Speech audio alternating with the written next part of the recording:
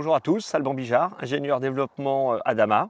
On se retrouve ici dans la Marne sur une parcelle de variété Faro, d'orge, sur un essai fongicide pour parler de ramulariose.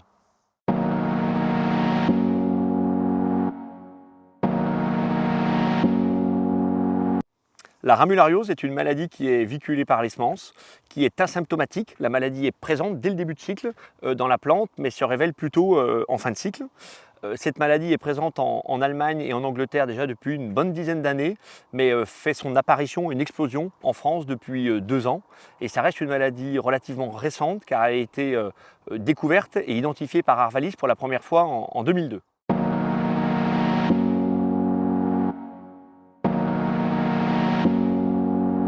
Comment caractériser et identifier la ramulariose?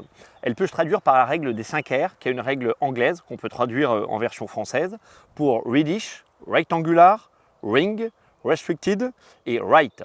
Donc reddish parce qu'on a une couleur brune à tendance rougeâtre, rectangular parce qu'on a vraiment une forme de la maladie quand elle se développe qui prend la forme de rectangle, même si elle débute plutôt par un carré, ring parce qu'on a un anneau de chlorose qui entoure les symptômes de la maladie, restricted parce qu'elle se limite aux nervures de la feuille, et right parce que les symptômes sont identiques sur la face inférieure, ce qui permet d'ailleurs de la différencier des problématiques de grillure pollinique.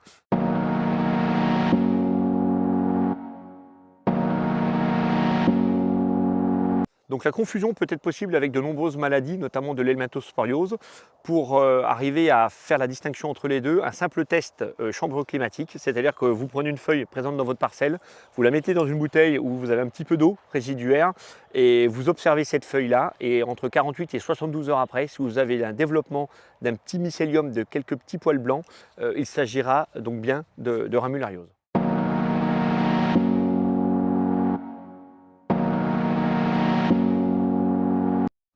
On observe principalement la ramulariose en fin de cycle. Pourquoi?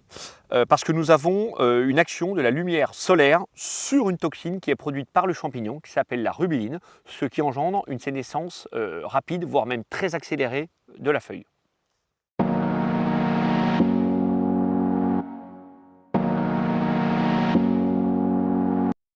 Au-delà de l'aspect visuel, la ramulariose a un vrai impact pour les exploitations agricoles. Premièrement, en termes de rendement, on sait que la nuisibilité peut monter jusqu'à 10% du potentiel de rendement. D'ailleurs, sur la campagne d'expérimentation de l'année dernière, on avait observé 6 quintaux de nuisibilité ramulariose dans les différents essais Adama. Et on avait également noté des impacts sur le calibrage pour les orges brassicoles.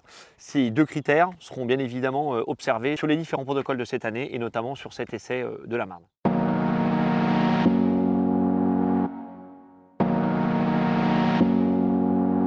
En conclusion, la ramulariose est donc une problématique en développement en France avec un impact important sur le revenu des agriculteurs. Adama, au travers de ses solutions et de son expertise technique, a l'ensemble des éléments pour répondre à cette problématique.